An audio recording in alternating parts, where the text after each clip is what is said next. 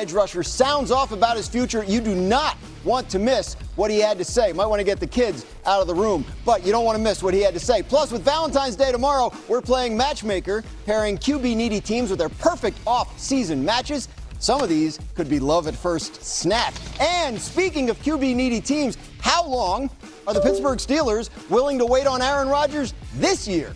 Brooke Pryor is here. She's going to tell us everything we need to know on what's going on in the Steel City. We've got a packed house and a packed show, and we start in Vegas, where Maxx Crosby's future is in question, and his latest comments did little to quiet those questions. Raiders star was asked about trade rumors on the Let's Go podcast, and he did not hold back. Ooh, this gets put your kids to bed. Football and be left the fuck alone. Period. And if people that don't understand that don't fucking know me. People can say whatever they want, but truly, I don't give a fuck besides playing football and winning football games. I give my whole life to this sport every single day. I'm here every morning. My alarm goes off at 4:55, and I am driving 35 minutes across town in an empty, dark building, doing the same thing every single day, trying to help my team, trying to help myself. People can talk all they want. People go on Twitter. I don't even see it. Half of it is news to me. I just care about playing football. Oh, shit. So, yeah, I still don't get why he lives so far from the facility. But anyway, it's Friday on NFL Live. I'm Dan Graziano. We're here with Brooke Pryor, as I mentioned, Mike Tannenbaum, and Jeremy Fowler. And let's start there with Maxx Crosby. Mike T., what was your reaction when you heard what he had to say? He's all ball. Apparently, he has a long commute, Dan. He does. A lot of time to think about these things. I would say this from a Raider perspective. This is a fairly complicated decision for a couple of reasons. You First think? of all, you have a great player, 28 years old, clearly in his prime. And if they wanted to trade him, Giant, Spytek, Clint Kubiak, and others, there would be a massive market when you think about Dallas, Tampa, amongst many others. But Dallas, Tampa. Great Okay. and culture setter, someone that could really help establish a program in year one. I would lean towards trading him because they're not going anywhere anyway, and they have a multitude of needs from O-line, the corner, to another receiver, amongst many other things. And since you're not going to win with him anyway, and if you could get multiple picks, a 1 and a 3, 2 2s, whatever it may be, I think, unfortunately, from a Raider perspective, you got to strongly consider that.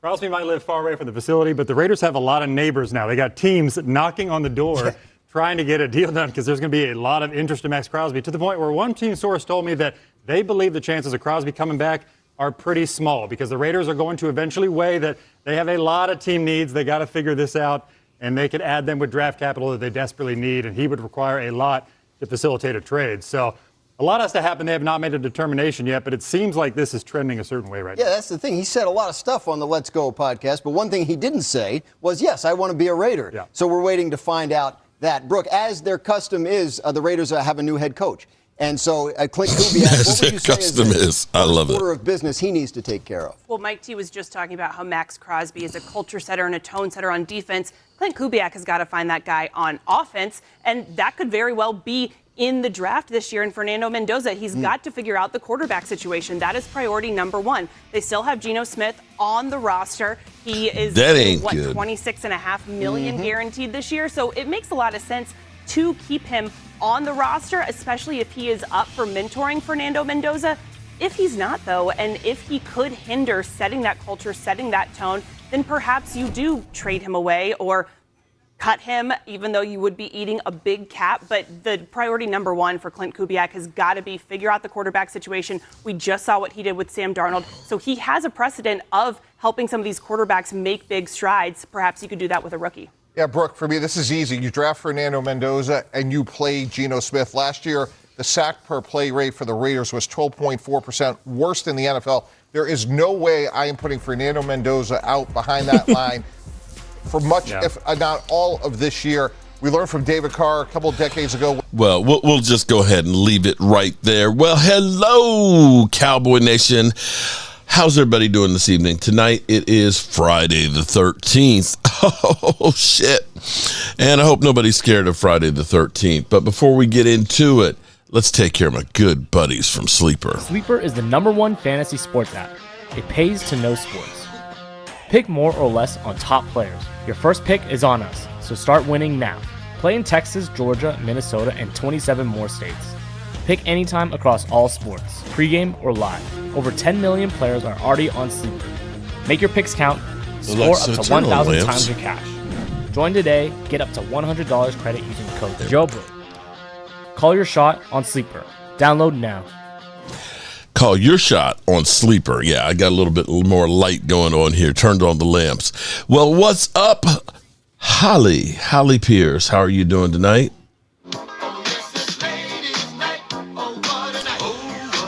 We got Lady Libra double dipping. How are you doing, Lady Libra? It's Freaky Friday, and you know that means Rhonda's in the house. We got Victor Davis in the house. We got 49 fan. We've got Logan Motorsport, who says Maxx Crosby's going to the Eagles. Shane says I don't want him. We can't afford him as far as the cap hit and all that. Junior Ramirez, what's up? What's up? Thomas Garrett's in the house. And welcome, everybody. Hope everybody's doing really good. It is Friday night, and I hope all your dreams are coming true. We've got some crazy things that are going on right now. Now, let me to Logan Motorsport's point saying that the Raiders would trade Maxx Crosby to the Eagles. Now, I'm going to say, wait a minute here. Because, see, you've got the same conundrum that I actually say that we have. Here's the thing.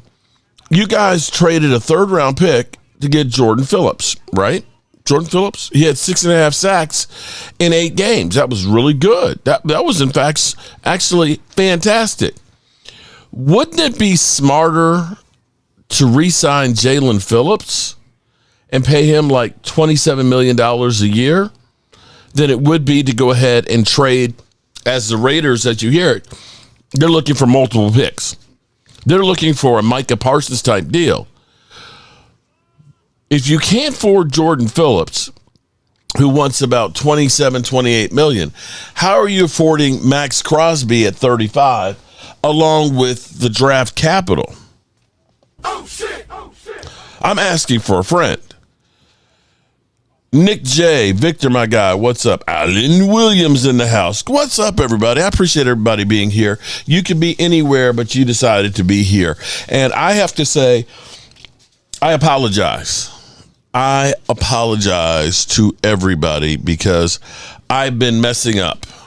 I have not been handling business the way I should be here on Jobu Sports.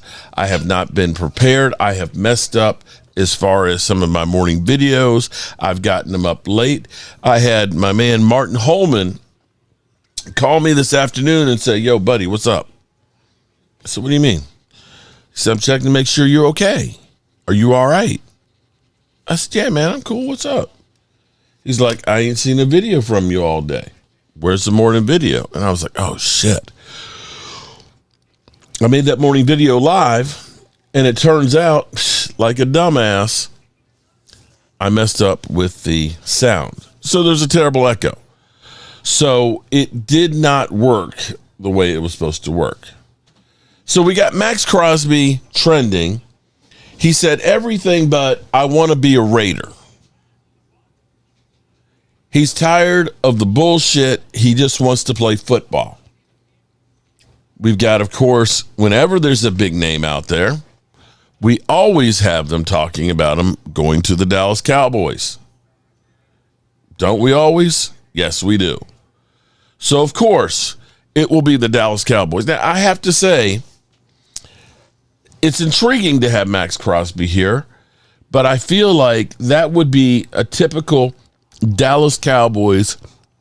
Let's put all of our eggs in one basket. This would be an old school Cowboys move, because if they were to go ahead and sign Maxx Crosby, you can say they're going to sell a lot of jerseys.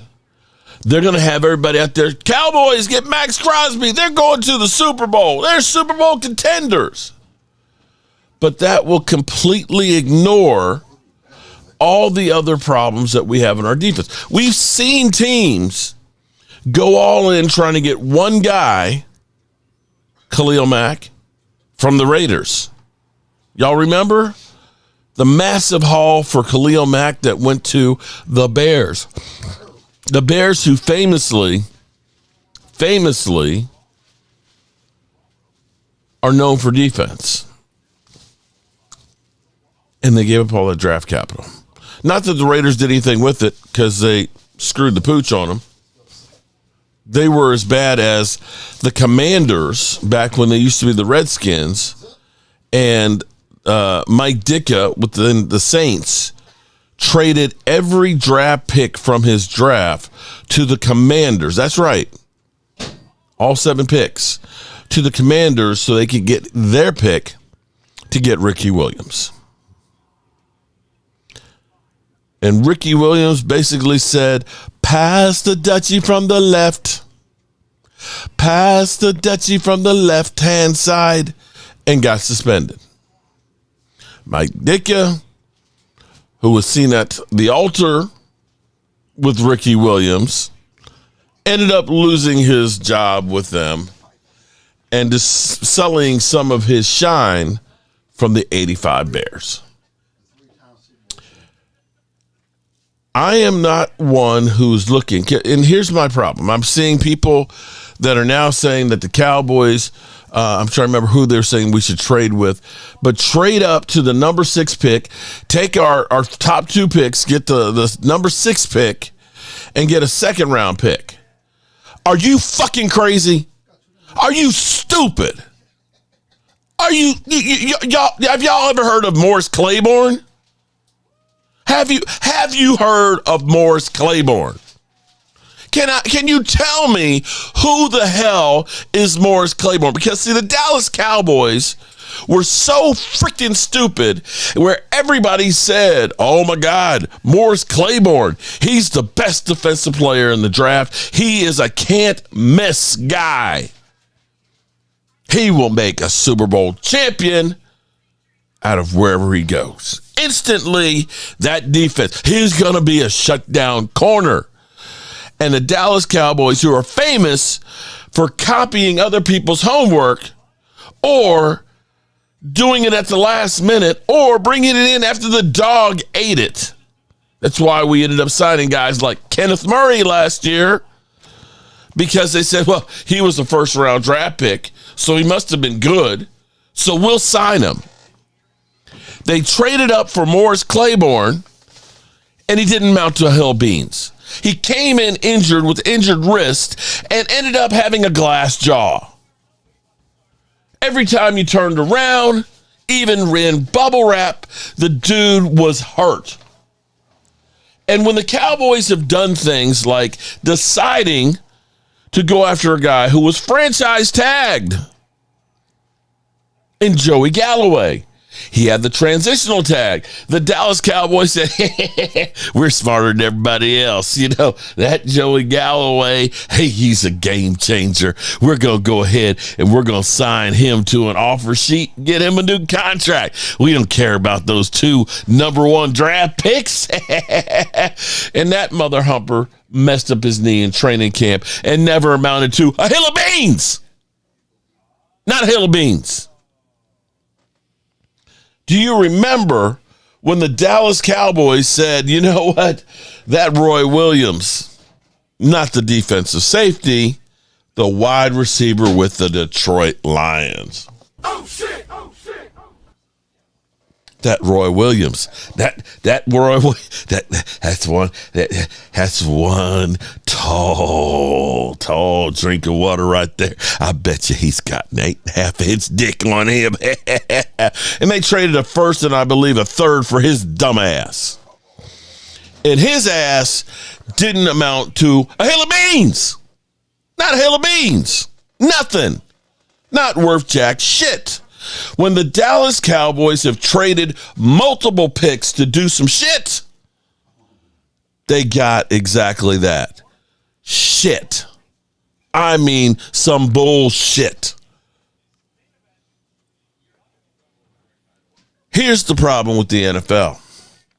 There are no guarantees on anything. I don't care if it's a 1st round pick, a 2nd round pick, 3rd round pick, 4th round pick, 5th round pick, 6th round pick, or 7th round pick. You might as well be playing craps because you got about a 50-50 chance of either getting a great player are getting some bullshit that doesn't amount to hell of beans. The best thing you can do is have more skin in the game and more bodies. You don't trade up, you trade back. And if you decide, I got to get Maxx Crosby, yeah, that'll move the needle for the fans.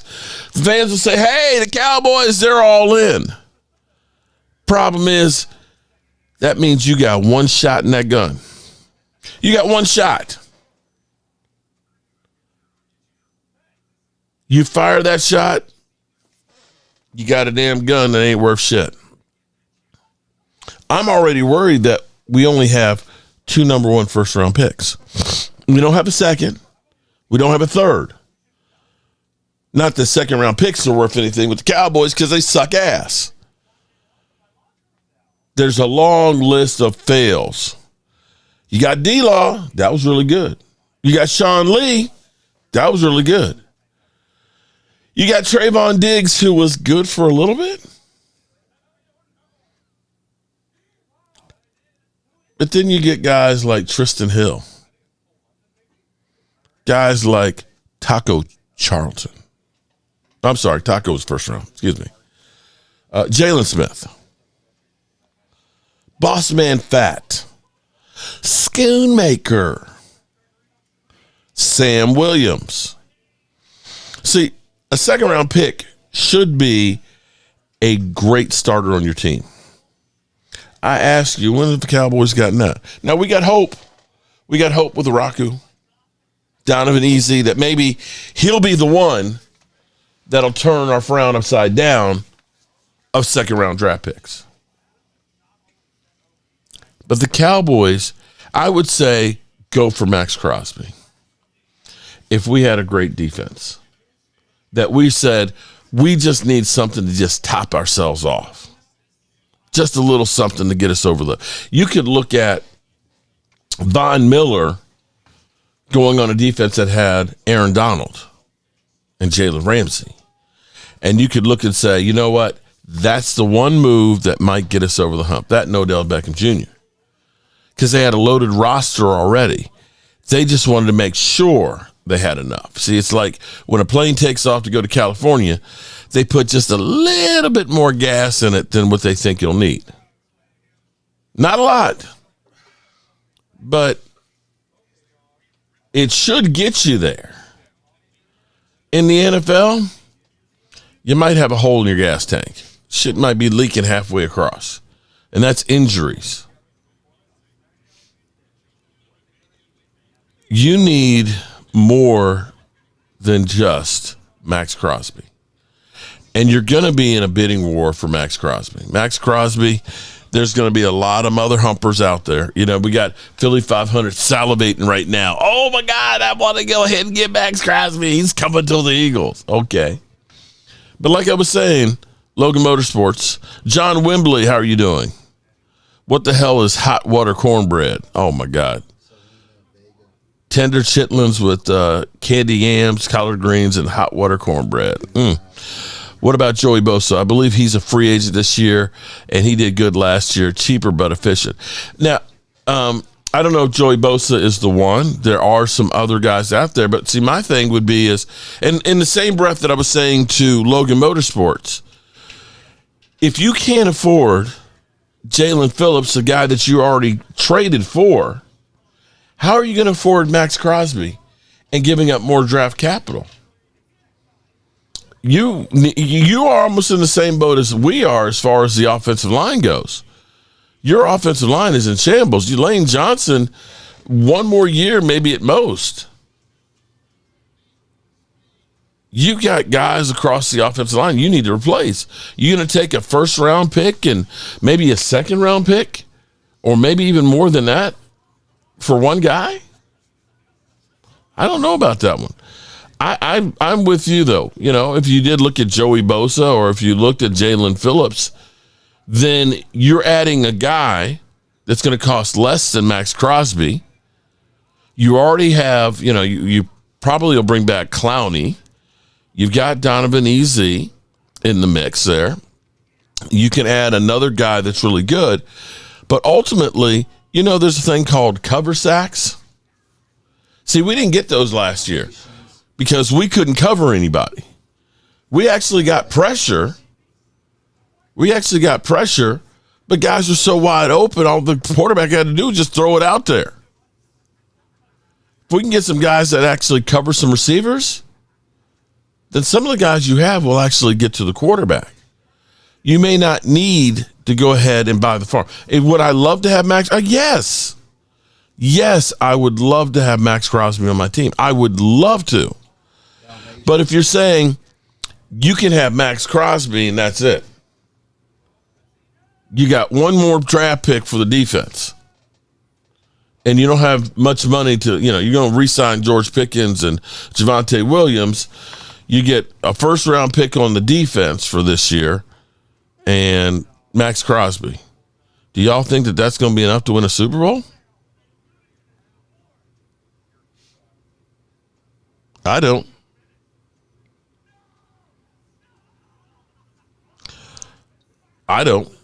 At all. You need more. We need cornerbacks. We need linebackers. We need edge rushers. And I'm going to dare say we also need offensive line help. I'm not ready to go into another season with Tyler Guyton as my left tackle. He is the weakest link on our offensive line. Just is. And I'm not sure that I want to pay Terrence Steele $18 million next year. Ultra Eagle, a.k.a. Frank Joseph in court. Karma is beautiful. Isn't it, though? Keep hating, Frank. Keep hating. I love how you're obsessed with me, bro. Keep it up. Rhonda Right Mark. So, do you look at this and just say we're going to be a one-hit wonder? I mean, think about it.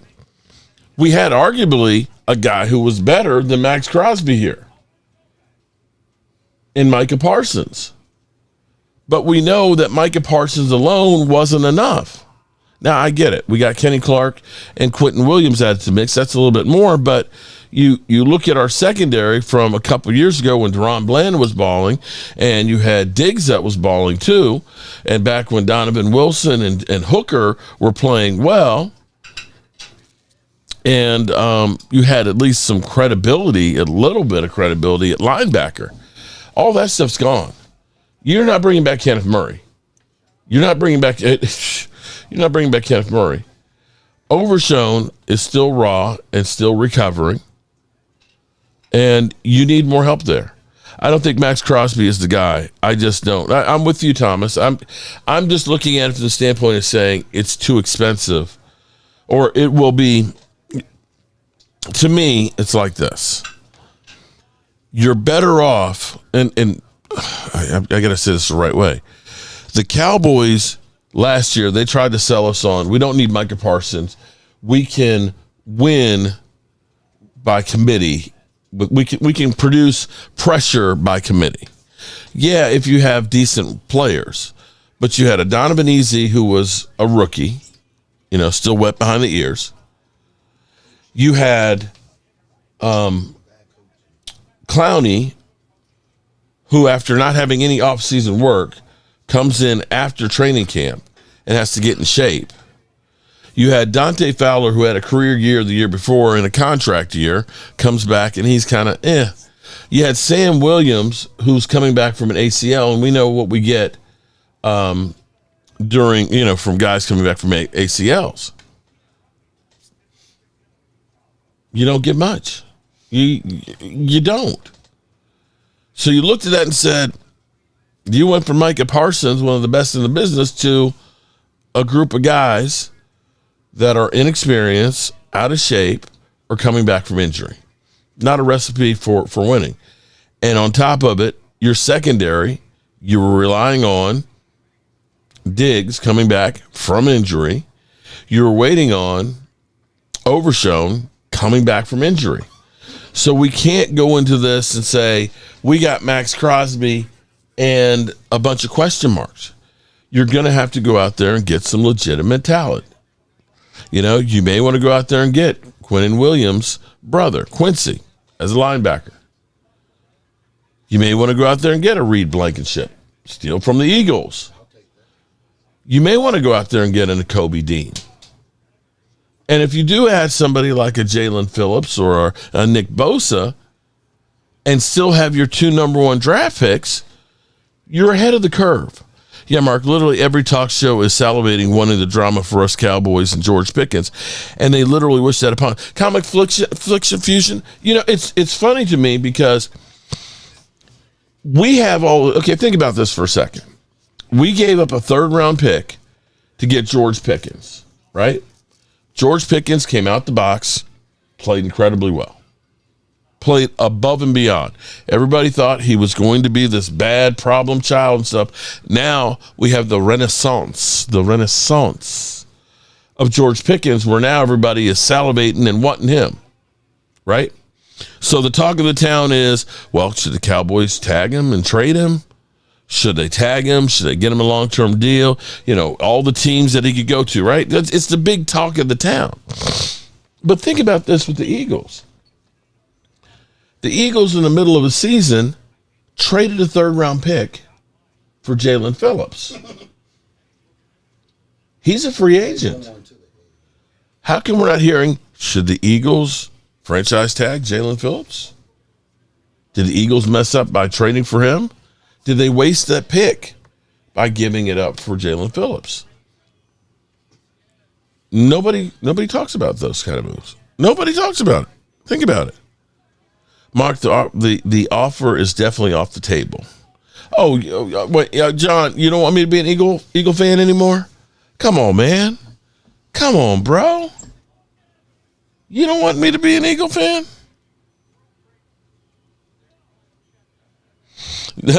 DC Gilly says he changed his mind after hearing me preach about Crosby. You're right. We need to build our defense first. And Crosby, remember, he just got his knee worked on.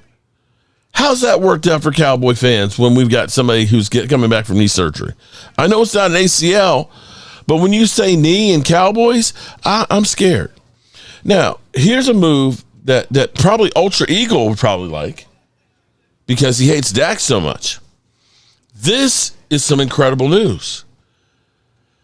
Right, Chris Gonzalez, exactly. You've got guys, I'm not saying that they're going to be as good as Maxx Crosby, but if you're looking at getting a player, I will say I'll either pay draft pick or money. For Max, you got to pay both. And we're not talking about a 4th or 5th round pick. Not that we have a whole lot of picks to deal. We're talking about a 1st and more. And a $35 million price tag. If Eagles get Crosby, I'm jumping off the bridge, laugh out loud, whisper C6J. Oh, boy. Did I hear Kittle will be ready week 1? Yeah, okay. I'll believe when I see it there, 49er fan. Hope they stay and draft 2 defensive guys at 12 and 20 and sign a few. I'm not the draft expert guy. I don't get to know. I don't do college football that much, okay? I don't dig deep in there like other guys do. But what you hear on this draft is there's not a lot of superstars that are in this. That it's a lot of guys that are about equal. Some of them are going to end up becoming great players and Hall of Famers. Some of them are going to be just kind of average. Some of them are going to be absolute bust. So what that says is you don't want less picks. You want more. And maybe what you do is you might be looking to move back. Maybe maybe the guy that you think is that 1st round grade is not there. And maybe you take 12 and you move back to 16, 17, and you pick up a 3rd round pick. You know where the Cowboys have made a lot of hay? I remember because this was the first draft that I actually went to, and this is before the draft opened up like it is now. I was in New York City, outside Radio City Music Hall with Joe Boo in 2012. And At that time, they only had 500 tickets for fans to actually be inside the draft. That's how different things were. I remember being outside of Radio City Music Hall with Joe Boo and listening to the broadcast. And the Cowboys traded back with the San Francisco 49ers, and they ended up drafting Travis Frederick. Everybody laughed at the Cowboys and said, oh, my God, they moved back and they took a center? You can get a center in the second or third round. And they ended up picking up another pick, in which case they took Terrence Williams. He wasn't Jerry Rice, but he was a really good wide receiver. He had some good years for him. That whole Ferrari incident with stripper driving, well, that's a whole different story. But that is what it is. They did good. I can think back to where they traded back, and they got Micah Parsons and Golston. That was another win for them. I can say 2 years ago, they traded back. They picked up Tyler Guyton. You may say Tyler Guyton's kind of could be a bust. Well, that may be true. But they also got Cooper Beebe, who is definitely the best center we've had since Travis Frederick. So you're better off having more picks in the game that, if you miss on one, you've got some other ones that you can rely on. That's my point. Maxx Crosby, that means you lost some capital to be able to sign free agents, and you lost draft picks. We can't afford to do both. Now, for good news out there, like I was saying, Mark, please remember we didn't get anything near coaching last year at all. We do have a couple of players I believe have potential to do better. David Cottrell, you are 100% right, and we just got another good one today for our inside linebackers coach. I'm going to touch on that in just a minute. But for those out there like Ultra Eagles, okay, and the Dak Prescott haters, there's a solution out there for you to get rid of Dak. There's a quarterback out there who's looking to help a team get to the Super Bowl. And he's talking about coming out of retirement. No, I'm not talking about Peyton Manning. I'm talking about the legendary, the ultimate warrior, the unselfish player that he is, the incredible. Are you ready for this? Are you ready for this? Derek Carr. Sorry, would I come back? The answer obviously is yes. Good. Okay, great. But I have I had to say no a couple of times so far. Yeah, Will, we know that. Do I have any purple and gold? Go Lakers. Oh, yeah. That's what I mean. It's Laker season. That's right. I told you this. It hasn't changed from the first interview that we did. Tell them. Okay. Tell the people. All right. Would I do it? Yes. Would I do it for anybody?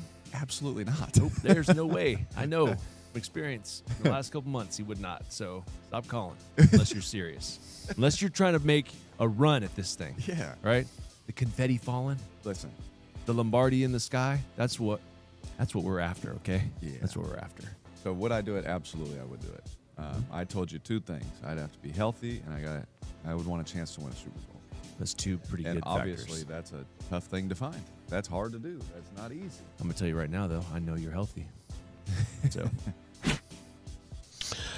Okay, so Dak haters, Derek Carr out there, who's got one playoff game to his career, is ready to go on a Super Bowl run.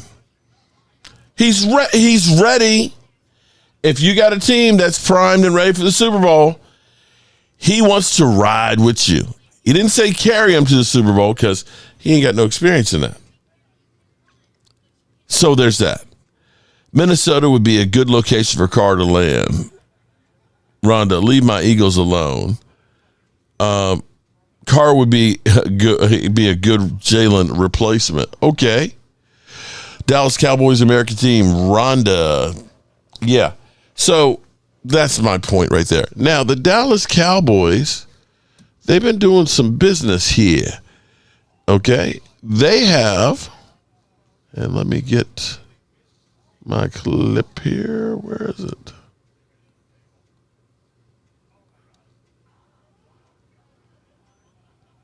Why can't I find it? The Dallas Cowboys. Here we go. The Dallas Cowboys have hired Scott Simmons as their inside linebacker coach. Scott Simmons was well sought after by multiple teams. The Dallas Cowboys are expected to hire SMU defensive coordinator Scott Simmons as their inside linebacker coach. For the last 4 years, Simmons has served as SMU's defensive coordinator and safeties coach. In the last 3 seasons, he was nominated for the Broyles Award, given each year to the nation's top collegiate assistant coach. In 24, he helped SMU reach the first college football playoff in school history. This past season, Simmons helped SMU's defense to finish 5th in the nation in takeaways gained, 5th in red zone defense, 8th in passing intercepted, 19th in rushing defense, and 23rd in sacks. Oh, shit! Oh, shit! Prior to joining the SMU staff, Simmons was the defensive coordinator at Liberty between 2019 and 21, and in 2018, he was linebackers coach at Memphis ahead of taking his first FBS level DC job. Now, again, let me go back to my original statement. You can look at any move that you make in the NFL, and it's got a 50-50 chance of being great or a 50-50% chance of blowing up in your face. There's no guarantee that Christian Parker, who's not called defensive plays, is the genius that we think he is. He's got the pedigree, he's been around, but nobody knows if he will or will not be the guy until he actually gets out there. Now, to someone's point here,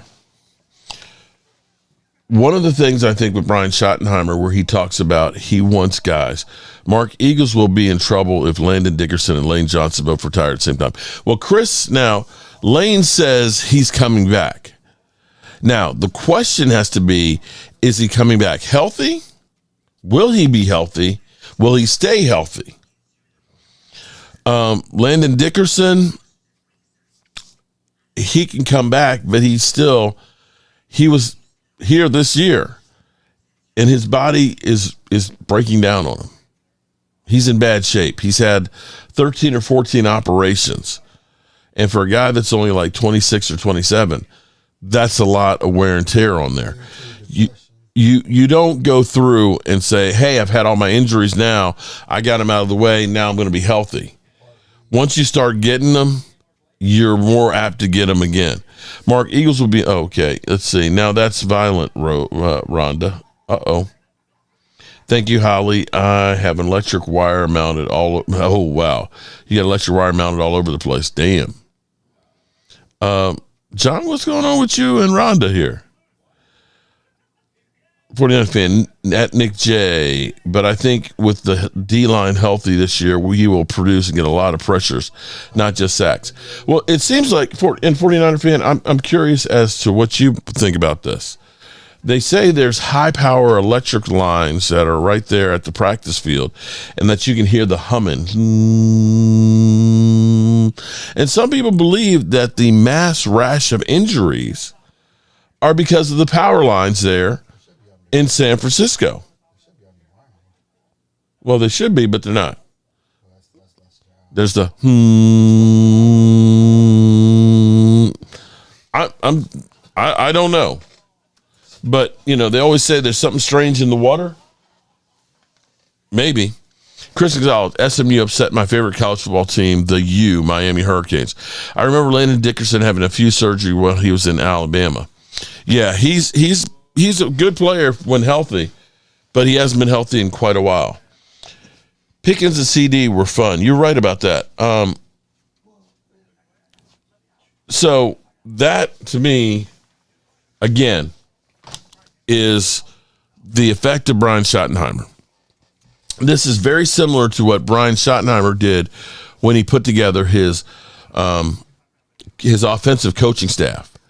They went in college rankings. They went around. They ended up getting some of the best, young, brightest talent on the offensive side.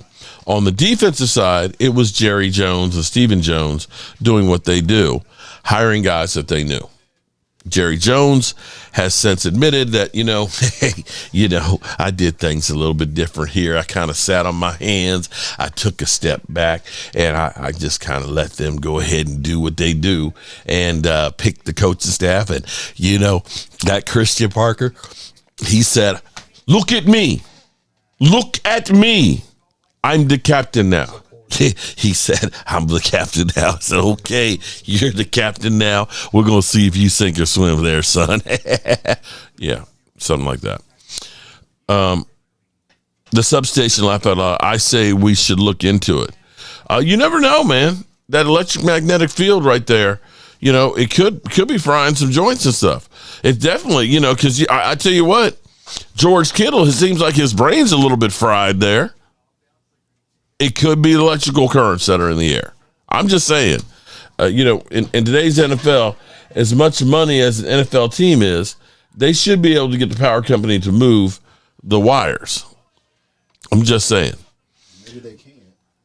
Oh well, then they should move their practice facilities in. I mean, if that's what's causing all these massive injuries, you may definitely want to look into it. So now, I want to know, do you buy into the Dallas Cowboys, what they're doing with the coaching staff? The Cowboys are looking high and low, low and high, and building a coaching staff. And as I was pointing out about Brian Schottenheimer, you keep hearing, we want guys that can teach. And I think the reason that they're saying that is they have talent on the roster that they want to get to step up. Savon Ravel, because here's where the Cowboys can get saved. Savon Ravel, had he not gotten injured, would have been a first-round draft pick for sure.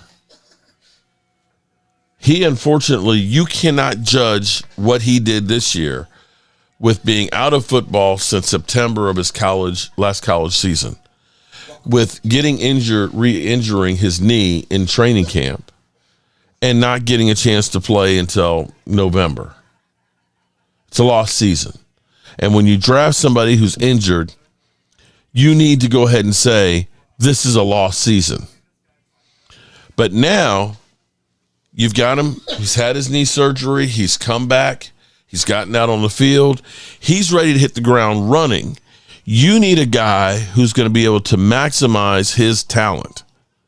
And so when we're sitting here looking and saying, we're going to have to draft a cornerback, well, Brian Schottenheimer and Christian Parker may be looking and saying, we've got a guy right here that we can coach up to become a really good cornerback and hit the ground running next season. We've got him now, all our OTAs, and we got coaches that can teach.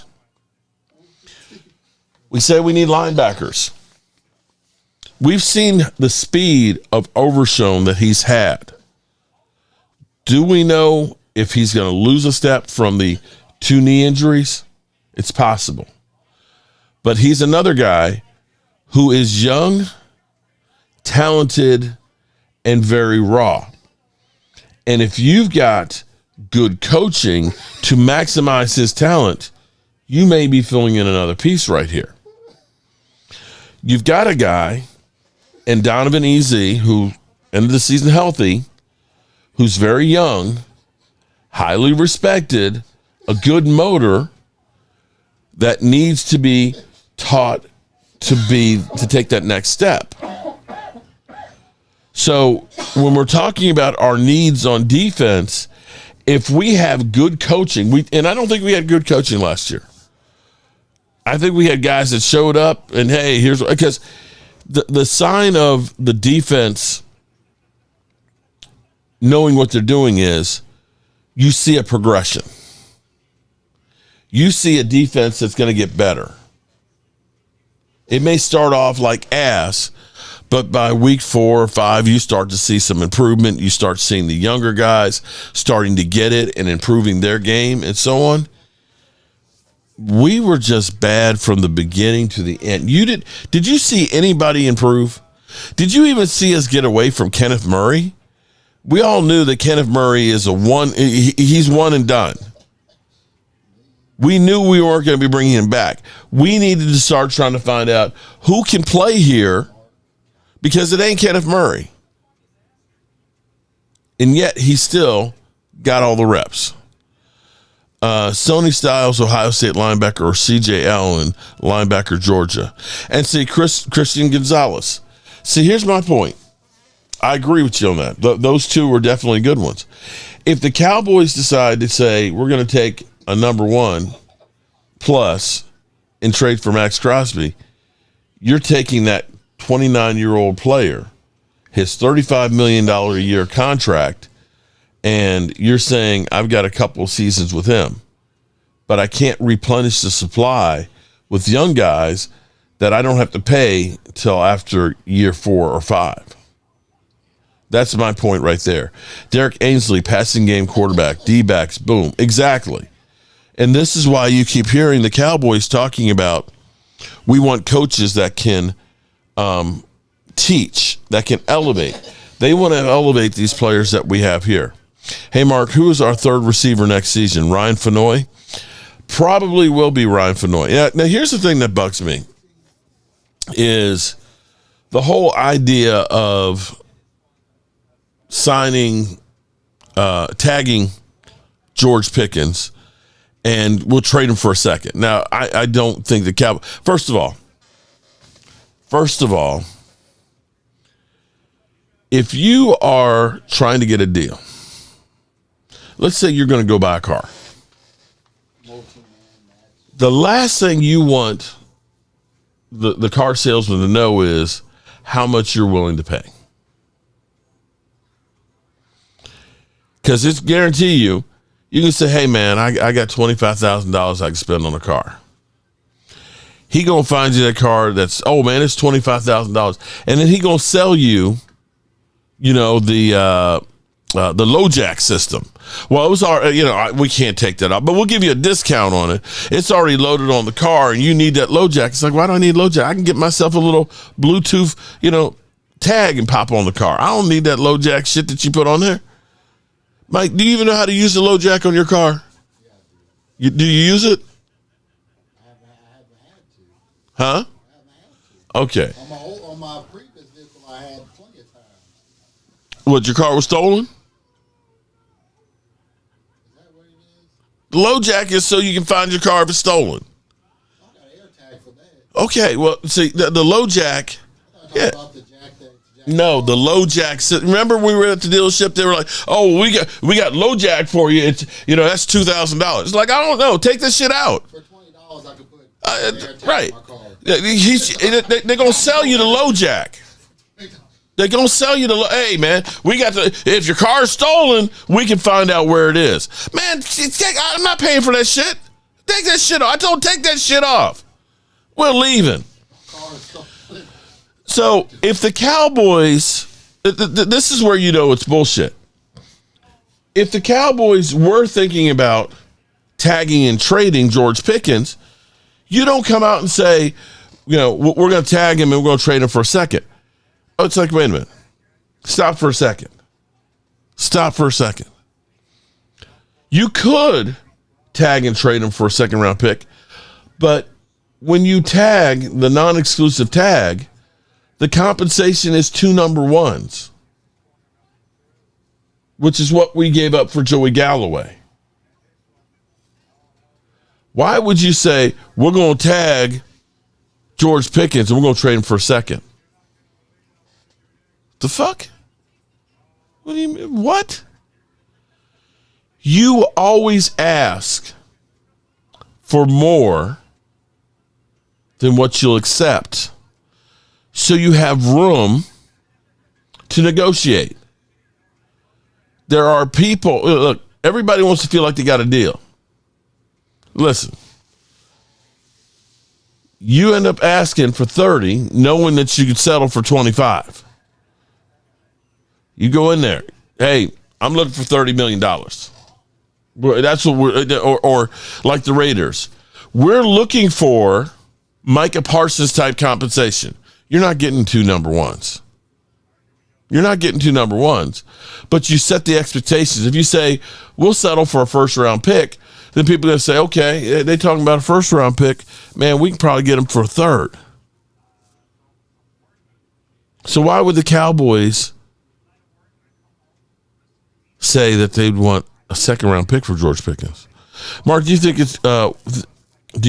it's going on in Jerry Jones's mind, the process of what he's doing with George Pickens? In your time as a Cowboy fan, Comic Fusion, I tell you what, what's going on with my dad right now is, well, he's 83 years old and he's getting a little bit, a little wacky in the brain there. We're not sure what he's thinking about from 1 minute to the next. 1 minute he's kind of making sense. The next minute he's just kind of going off sideways and shit. I would have to think that after what happened with Micah Parsons, they screwed up. They screwed that whole situation up. You can't tell me it was their plan all along to trade him at the trade deadline. In training camp. It ended up working out for him, getting the 2 number ones, and that the Green Bay Packers choked, and we'll say that it ended up winning. Sometimes you get lucky. Sometimes it's better to be lucky than smart. And I think that's one of those ones that they actually got lucky on. But doing that was not a good way to do things. And in my mind, with George Pickens, the longer you wait, the more it's going to cost you. You can say, well, we're not sure. We're not sure if George Pickens is the right guy or not. Well, you know what? There's no guarantee on anybody. You could look at DK Metcalf. That sounded like, you said, oh my God, look what DK Metcalf has done over these years. That's a great move. And they signed him to a $150 million contract. And you look at that now and you're kind of like, George Pickens look a whole lot better than DK right now. And they have kind of like seller's remorse. You can look at a situation like for Washington. And I had a Commander fan that told me I'm just a fucking idiot and to stop talking about them. Because what Washington did was they signed Deebo Samuels last year, 1-year deal, and they used the void year for the second year to give him cap relief. So last year was $3.5 million cap hit for Deebo, and we all said, Deebo hasn't had a great season since 21, and in his career has had 1 year where he had over 1,000 yards. Now I want you to think about that for a second. Deebo had 1 season in his career over 1,000 yards. Commanders ended up paying him $17 million between last year and this year for 1 season of work. I want you to think about us paying last year Brandon Cooks $5 billion of dead money because he wasn't on our roster after the 2 years he was here. I want you to think about the $8.5 million we paid Michael Gallup, the second year of dead money that we had after trying to sign him. And as far as Ryan Fennoy goes, I have to look at Ryan Fennoy, where everybody thinks, oh my God, Ryan Fennoy is a great receiver. Ryan Fennoy is Cedric Wilson. Cedric Wilson, you couldn't tell people that Cedric Wilson wasn't a great wide receiver.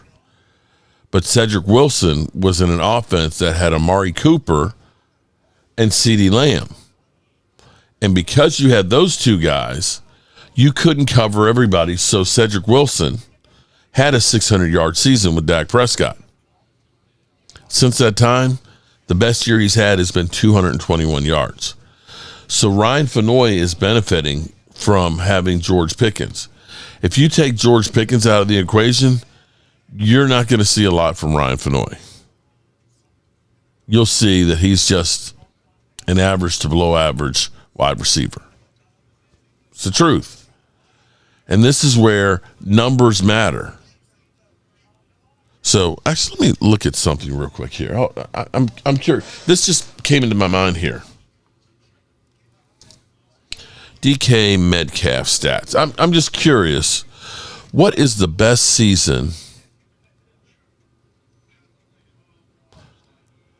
that DK has had? Wow. All right. Think about this for a second. DK Metcalf's very best season that he's had. Okay? DK Metcalf, who's been in the league since 2019. Wow. This is mind-blowing. DK Metcalf, who was traded for $150 million last year. His first season, he had 850 yards, 6 TDs. I'm sorry. 900 yards, 7 TDs, his rookie season. His very best season was 2020. He had 1,303 yards and 10 TDs. In 21, he had 967, 12 TDs. These are good years. Don't get me wrong. In 22, he had 1,048, 6 TDs. 23, he had 1,114 and 8 TDs. His last year in Seattle, he had 992 and 5 TDs. And his worst season, let me say it again, his worst season of his career was this year at 850 yards and 6 TDs. They traded for him and are paying him $33.5 million a year. And his best year is still not as good as what George Pickens did this year. So for those out there that are saying, George Pickens is too expensive, you saw what the Steelers gave up for DK Metcalf, $150 million, for a guy who's older, more miles on him, and has not had the season that George Pickens has had. If the Cowboys let him out for a second-round pick, that's about the dumbest thing that they've ever done. Joey Galloway, where they gave up 2 number ones for, never had a season like that. Roy Williams, they gave up a first and I think a third. Never had a season like that. If the Cowboys were to let him go for a second-round pick, I think I would have to turn in my Cowboys card. Just can't do that. 3 years ago, DK did, right, Demrum. I went through the years. You're right. 3 years ago was 1,100 yards. And my point is using DK as a measuring stick because he got traded after having a 952-yard season for $150 million. $150 million contract.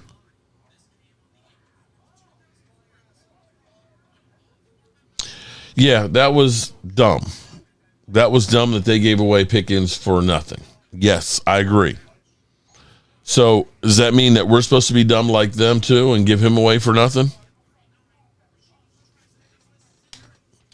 Before we get out of here, I want to listen to Kyle Yeomans about how they're building this coaching staff. Kyle, how the hell are you, bro? How the hell What's going on, gentlemen? How are you? We're fantastic, man. Just having a blast. And it looks like the Cowboys, man, this defensive staff is really coming together nicely. They went ahead to SMU, our rival, and they poached their defensive coordinator. Well, what do you think about this staff that Christian Parker and Shoddy are putting together? Yeah, I really like some of the additions, and you're talking specifically about Scott Simons Yes, there sir. as the inside linebackers coach. And it's funny, I got to call a couple of the SMU games in ACC play this year. I had the one against Miami and the one against Louisville. And the most impressive elements of that SMU team this past year, and if you are a fan of the Ponies, you understand, the defense was really solid this year. And they had multiple guys on that defense that will play at the next level. I think Ahmad Moses, the safety, is a guy that I really liked. And Scott Simons had a big impact on him. He was the defensive coordinator and safeties coach, and Ahmad Moses was one of the more electrifying playmakers in the secondary in college football this past year, led the ACC in interceptions, was a game breaker, especially in that win that they had where they stormed the field against Miami.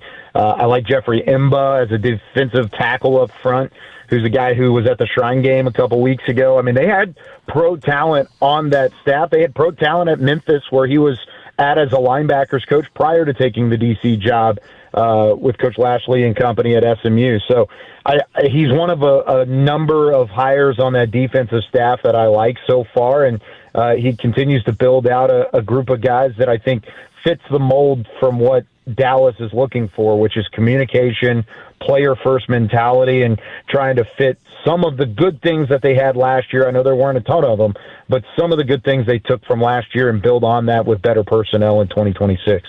Kyle, do you think that pretty much does it for the defensive staff there? Is it pretty much like, all right, we're ready to rock and roll, head to Indy for the Combine?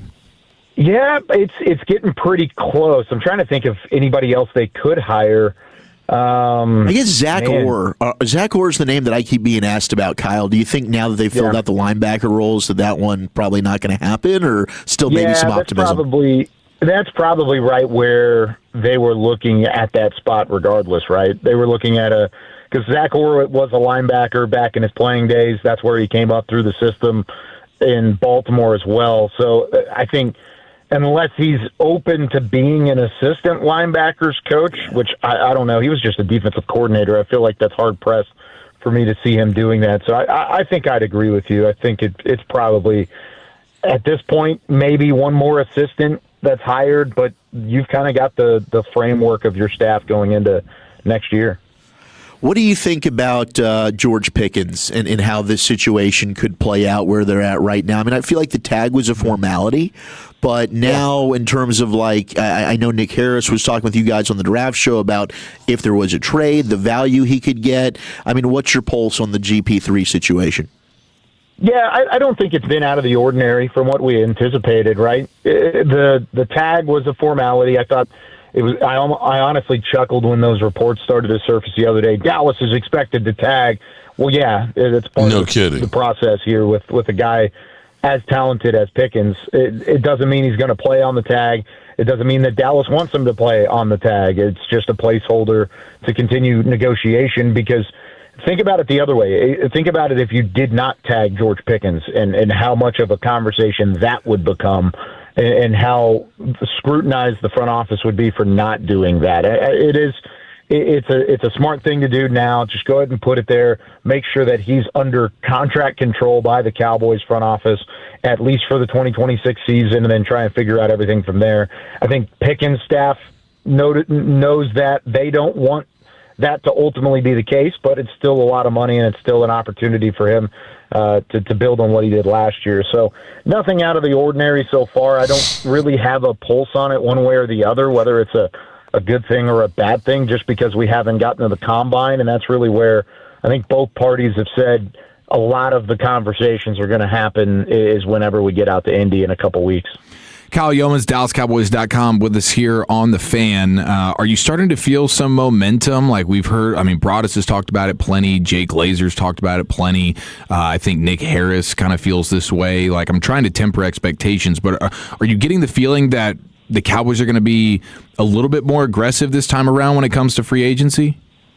Yeah, I do have a little bit, at least in terms of the conversations we had at the Senior Bowl with Will McClay, with Stephen Jones, and just in passing in the building the last couple of weeks.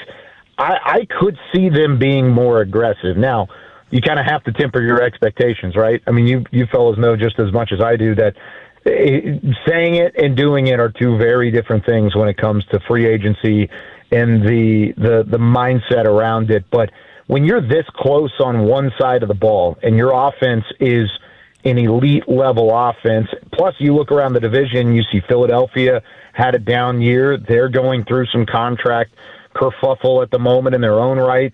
Then you've got New York, who's not necessarily there yet, but they're still building in the right direction. Washington, I think this division is open for the taking as long as you can fix your defense. So if you have the money, which they have the money to clear up first, which I anticipate them to do, but then you're going to have some spending cash available to go into free agency, whether it's not just retaining George Pickens and Javonte Williams, which they've been very open in saying that they would like to do, but in adding talent to the defensive side, even before you get to a draft, that you hold 2 first-round picks there. So, yeah, I think there is a little bit of momentum. They're saying the right things. They showed at least a willingness to be a little more aggressive last year, even though it wasn't an over-the-top spending mentality. It was mostly via trade and some other roster moves. But I could see them going that direction a little bit more so this year. All right, Kyle, let's talk some draft. I miss being with you on the draft show, but I know you guys are kicking. I miss you too, buddy. Kicking butt. And the staff. All right, I'm going to end it right there. I got to go pick up my lovely bride, Miss Tracy. And so we've got to get out of here. Let me say from the bottom of my heart, I appreciate everybody being here. And hopefully the Cowboys will get this shit together and continue to make some really good moves and keep it kind of quiet.